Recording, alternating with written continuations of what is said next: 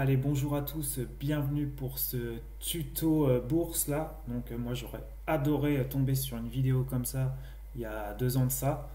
Voilà, je vais vous faire vraiment une explication générale assez simple pour que vous puissiez donc investir directement en bourse assez rapidement. Voilà, une petite compréhension rapide de la bourse, de ce que c'est un ETF et comment on va donc faire notre premier pas, investir par exemple 10 euros ou même 50 euros pour déjà faire la première action en fait pour que vous puissiez déjà apprendre.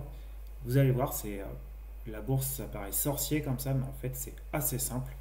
Donc là, on va commencer, je ferai plein d'autres vidéos là-dessus, mais pour commencer, on va commencer voilà, par le plus simple, par un portefeuille 100% action. Donc par les deux fonds d'investissement, les deux ETF les plus connus donc, à ce jour, les plus utilisés, et qui ont donc un très bon rendement aussi. Donc soit le S&P 500, soit le MSCI World. Donc voilà, un portefeuille 100% action. Donc déjà, c'est quoi un ETF? Car le S&P 500 et le MSCI World, donc c'est un ETF. Donc un ETF, c'est comme un panier d'actions en fait. Il te permet donc d'acheter plein d'entreprises d'un coup. Il suit un indice, exemple, comme je vous ai dit, le MSCI World ou le S&P 500. Le MSCI World, donc c'est les plus grosses entreprises du monde. Et le S&P 500, c'est les 500 plus grosses entreprises aux États-Unis. Donc c'est automatique, peu cher à diversifier. Donc pourquoi c'est automatique? Parce qu'il remplace donc les entreprises faibles par des plus fortes. Il garde donc les meilleures. Donc ça, il faut bien prendre en compte. On n'a rien à faire, c'est automatique. Et toutes les entreprises voilà, qui sont en difficulté sont remplacées donc, par des meilleures. Donc tu investis dans les gagnants du marché sans te compliquer la vie. Donc c'est ce qu'on veut voilà, quand on est débutant, c'est pas réfléchir et on veut que les meilleurs. Donc voici, ça faut bien avoir ça aussi en tête, l'évolution du S&P 500. Donc là on est sur S&P 500 depuis 1789. Donc la bourse, c'est l'investissement où on a le plus d'ancienneté, où c'est quasiment le plus sécure hein, en fait. Donc il faut bien prendre ça en compte, que c'est totalement en évolution positive depuis que ça existe en fait. Donc là on voit bien donc, les 500 plus grosses entreprises. Et par contre ça fluctue, vous voyez quand même vraiment, il y a beaucoup de volatilité. Mais il faut bien prendre en compte que sur le long terme, ça montera toujours. Donc là, si vous achetez sur ce pic-là et il y a une grosse crise derrière, tout le monde a peur, tout le monde va vendre. Mais non, sur le long terme, vous voyez, on repasse toujours au-dessus. Donc c'est pour ça que les petits investisseurs aujourd'hui qui ne connaissent pas le marché, donc les gens prennent peur et viennent revendre leur position 50 ou 60% moins cher. Mais il faut bien être serein en fait, avoir cette courbe en tête. Et il n'y a pas de raison que ça ne continue pas donc à monter.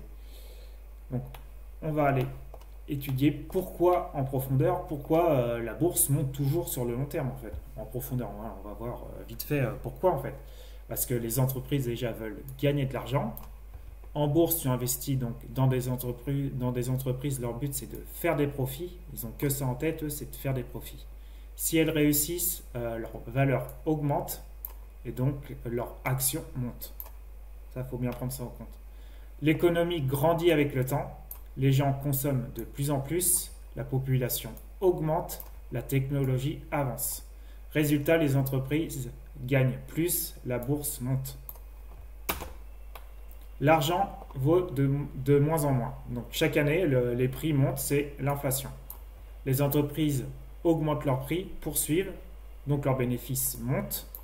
Leur valeur en bourse aussi. Donc voilà, déjà la bourse suit l'inflation automatiquement. Les entreprises donc s'adaptent. Voilà, il y a une crise, il y a une guerre, il y a un virus. Donc la bourse peut chuter, mais les entreprises coupent les coûts, changent de stratégie, innovent. Donc sur le long terme, elles rebondissent toujours. Donc ça faut bien prendre ça en compte. Et vu que nous, on est donc sur des ETF, donc on vient éliminer donc les perdants, les ETF donc, qui suivent l'indice, le MSCI World ou le S&P 500. Quand une entreprise devient faible ou est en faillite, elle est retirée de l'indice. Automatiquement, on n'a rien à faire. Elle est remplacée par une entreprise plus forte. Résultat, l'ETF garde donc nous les gagnants et vire les perdants automatiquement. Ça aide donc à faire monter la valeur de l'ETF avec le temps. Et ensuite, on a l'effet cumulé. Donc les entreprises versent des dividendes, des parts de bénéfices. Et si tu les investis, donc tu achètes plus d'actions égale plus de croissance. Donc c'est l'effet boule de neige automatiquement. Et là, moi je vais vous proposer là, des ETF capitalisants. Donc c'est-à-dire que les dividendes sont réinvestis automatiquement donc dans l'ETF. Bah, tu n'as rien à faire et hop, l'effet boule de neige se fait automatiquement. Conclusion, donc la bourse monte sur le long terme parce que les entreprises créent de la valeur. L'économie mondiale grandit, l'argent perd de la valeur, donc les prix montent. Les entreprises s'adaptent aux crises. Les ETF éliminent les entreprises faibles pour ne garder que les meilleures. Les dividendes réinvestis font boule de neige. Donc, avec du temps, tu profites de la croissance du monde. Voilà. Voilà la magie des ETF. Et il y a quelques années de ça, ça n'existait pas. Donc maintenant, nous, aujourd'hui, c'est assez simple d'investir sans rien faire. C'est automatique. On ne réfléchit pas. Il faut juste gérer ses émotions et être confiant que sur le long terme, ça va toujours monter. Donc, on revient sur cette courbe et on va aller analyser plus en profondeur ce qui caractérise cet indice, en fait, de quoi il est composé.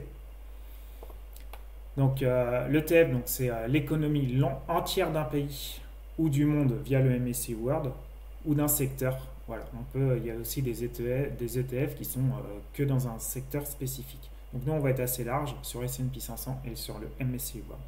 Donc pour le S&P 500, comme vous voyez, les plus grosses entreprises, c'est les entreprises qu'on connaît tous. Il y a du Nvidia, il y a du Apple, il y a du Microsoft, il y a du Amazon, il y a du Facebook, il y a du Tesla. Voilà, on est... vous voyez, c'est assez diversifié comme ça sur les meilleures entreprises qu'on connaît tous. Et donc aussi, on est répartis sur plusieurs secteurs, donc dans la technologie et l'information, dans la finance, dans les biens de consommation, dans la santé, dans les services de communication, l'industrie, les biens de consommation, l'énergie et autres. Donc vous voyez, ça permet vraiment de se diversifier sur l'économie entière d'un pays. Donc ça, c'est bien à prendre en compte. Et en ce qui concerne donc, le MSCI World, donc on est sur S&P 500 juste au-dessus, donc l'avantage c'est aller de se diversifier dans plusieurs pays. Donc, on n'est pas vraiment sur la planète entière pour cet ETF que je vais vous partager. Après, il y a des ETF qui sont plus spécialisés que sur l'Inde, que sur la Chine et tout. Donc, mais celui-là, c'est l'un, voilà, on a quand même les États-Unis, l'Europe, l'Australie, le Japon. Donc, comme vous voyez, ça réplique quand même énormément le S&P 500 avec 74% qui est basé aux États-Unis. On a du Japon, on a du Royaume-Uni, on a du Canada, on a de la France, on a de la Suisse. Voilà, on a plein de pays. Donc si les États-Unis sont amenés donc, à décroître dans les années à venir, donc à avoir les entreprises qui perdent en capitalisation, donc on sera remplacé donc, par des entreprises qui sont basées par exemple au Japon, au Royaume-Uni et tout. Donc ça permet vraiment de se diversifier du coup dans le monde. Donc pareil, on a toujours aussi en tête du Nvidia, du Apple, du Microsoft, du Amazon. Voilà. On est sur les plus grosses capitalisations aux États-Unis. Toujours dans plein de secteurs différents. Et ce qui est bien aussi, c'est qu'on est diversifié aussi dans plusieurs devises. Bon, il y a quand même énormément le dollar, mais voilà, si l'ETF est amené à remplacer donc, les entreprises par des entreprises qui se trouvent dans d'autres devises, eh bien au moins ça viendra rééquilibrer automatiquement donc, notre ETF, donc notre portefeuille. On va voir maintenant la différence d'évolution entre le MSCI World et le S&P 500 voilà, depuis 1992. Donc, on a un rendement supérieur pour S&P 500 car les meilleures entreprises du monde se trouvent spécialement donc, aux États-Unis. Et donc, vous voyez, sur un court terme, il y a peu d'écart, mais sur le long terme, voilà, le petit pourcentage de différence fait qu'il y a c'est assez exponentiel quand même, beaucoup plus pour S&P 500. Donc, On va voir déjà pour le S&P 500. Voilà, il n'y a pas besoin de vous faire voir, il y en a qui vont vous faire voir 10 000 valeurs pour pouvoir choisir un ETF ou quoi que ce soit. Voilà, moi j'en vois que 3 en fait. Important pour nous débutants. Voilà, on n'a pas besoin de savoir 10 000 trucs. Il y a 3 choses à savoir. Donc là, un ETF, donc S&P 500, depuis 1992 donc jusqu'à aujourd'hui, donc il a une rentabilité de 10,56%. Donc très bon rendement. Et c'est ça qui pour moi est très important, c'est qu'il y a eu un creux pendant cette période-là qui a duré 13 ans et 3 mois. Donc voilà, il faut bien prendre en compte que ça a été voilà, calculé. En gros, un S&P 500, si vous êtes sûr de le garder au moins 15 ans, vous êtes sûr d'être en positif. Donc voilà, hein, on peut se manger donc une volatilité donc jusqu'à moins 60%. Donc il faut le prendre en compte, ça fait partie de la bourse, qu'il y a des crises, il y a des grosses prises de profit, il y a des crises et après c'est toujours racheté plus bas et du coup ça va mettre quelques années à remonter. Mais quand vous voyez donc là comme vous voyez depuis plus de 30 ans, et bah, on a eu une période de 13 ans et 13 mois de creux en fait. Mais voilà, au-dessus de 15 ans, on a 100% de chance d'être dans le positif et au-dessus de 10 ans, à peu près 92% de chance. Donc voilà, il faut être aussi prêt à voir son portefeuille pouvoir perdre 60%. Mais voilà, quand on est conscient donc de l'évolution toujours dans le long terme en positif, et bien voilà, hein, c'est pas grave. Mais voilà, il faut bien prendre en compte en fait que notre investissement il est sur minimum 15 ans, donc c'est pas pour tout le monde. Hein. Si vous avez par exemple la soixantaine, eh bien il faut peut-être aller sur un portefeuille plus sécure, moins volatile. Donc je vous ferai voir dans d'autres vidéos. Mais pour quelqu'un qui est jeune, qui a la vingtaine, la trentaine, même la quarantaine, hein, si c'est pour investir pour sa retraite, pour la retraite, eh bien ça peut être très intéressant pour aller chercher beaucoup de rendement. Et là, en comparaison, on a donc le MSCI World, donc légèrement inférieur, 9,99, mais très bon rendement. Par contre là, j'ai réussi à trouver donc une valeur qui remonte plus loin dans le temps. Donc pareil, à peu près 13 ans, 13 ans et 9 mois, donc c'est un peu plus, mais vu que j'ai trouvé sur une période plus long terme. Donc 13 ans et 9 mois et une volatilité légèrement inférieure qui est de 56%. Donc voilà, pareil, grosse volatilité, pareil, il faut avoir une durée minimum de 15 ans. Et voilà, il faut estimer avoir un beau rendement autour des 10%.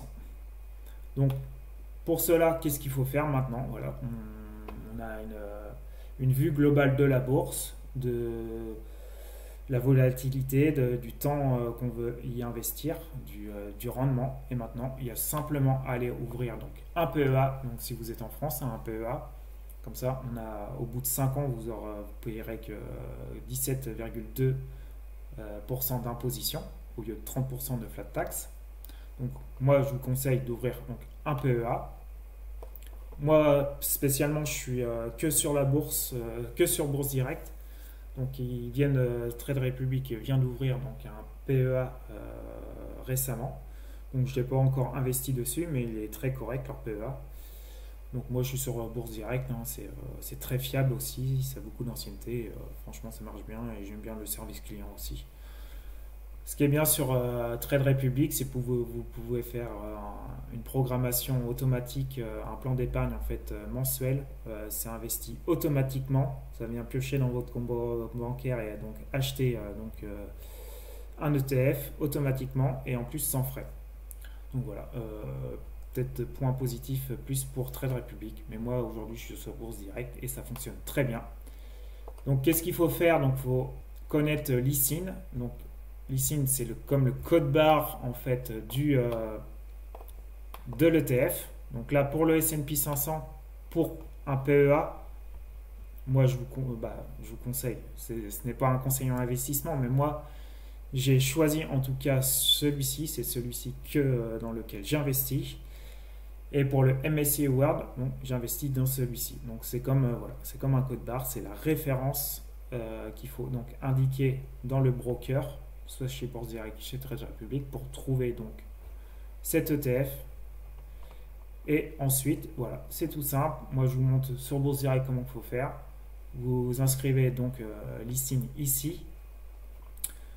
Vous choisissez donc votre compte. Si vous avez qu'un compte PEA, donc ça sera inscrit PEA. Là. Donc là, vous choisissez votre compte PEA. Vous cliquez sur achat. Donc là, c'est au comptant, le jour, la date. Ça, on s'en fiche. Vous mettez donc la quantité que vous voulez acheter. Et vous cliquez là sur, vous mettez sur au marché. Et vous avez juste maintenant à cliquer sur valider mon ordre. Et c'est bon. Vous avez donc investi en bourse. Soit sur S&P 500, soit sur le MSCI World, donc les deux ETF les plus utilisés aujourd'hui. Voilà. Donc pour faire votre premier pas, au moins vous savez tout comment faire, vous avez une vision globale de la bourse. Et sincèrement, moi j'aurais adoré tomber sur une vidéo comme ça il y a 2 ans, que de passer des centaines d'heures de formation, voilà, pour en fait comprendre qu'il y a juste à investir sur des valeurs fiables comme celle-ci. Et voilà, hein, il suffit de passer par un PEA, mettre ici au marché la quantité achat avec le listing ici et c'est réglé. Donc voilà, j'espère en tout cas que vous avez apprécié cette vidéo et bien sûr, donc, si vous souhaitez donc investir sur Bourse Direct ou sur Trade Republic, vous trouverez donc un lien en description ou en commentaire épinglé. Donc n'hésitez pas à me poser des questions en commentaire, surtout à liker, ça m'aide vraiment, à vous abonner si c'est toujours pas fait. Et voilà, je vous dis à la prochaine vidéo. Ciao, ciao.